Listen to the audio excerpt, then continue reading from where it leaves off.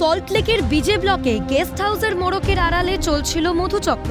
বেশ কিছুদিন ধরেই এমন অভিযোগ আসছিল বিধাননগর পূর্ব থানার পুলিশের কাছে। ঠিক সেই মতোই শনিবার রাতে পুলিশ পৌঁছয় সল্টলেকের বিজে ব্লকের ৩০১ নম্বর বাড়িতে।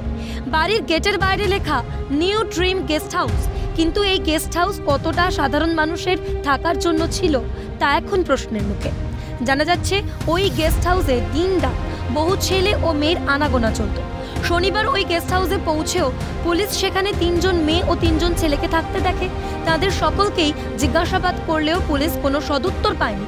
তারপরেই ওই গেস্ট হাউসের ম্যানেজার সহ 4 জন কর্মী, 3 জন কাস্টমারকে গ্রেফতার করে পুলিশ। পাশাপাশি উদ্ধার করা হয় 3 জন তরুণীকে। ধৃতদের রবিবার বিধাননগর আদালতে তোলা হয়। তবে সল্টলেকের মতো ব্যস্ততম জায়গায়, যেখানে হাজারো অফিস, বহু মানুষের বিশেষত কর্পোরেট জীবন, সেখানেও এমন মধুচক্রের কারবার কতদিন ধরে চলছে? এই কারবারের মূল চক্রী কে বা কারা? সময় মতো সবটা খোলসা হয় কি না, এখন সেটাই দেখা। শুভদীপ মান্নার রিপোর্ট, ক্যালকাটা নিউজ।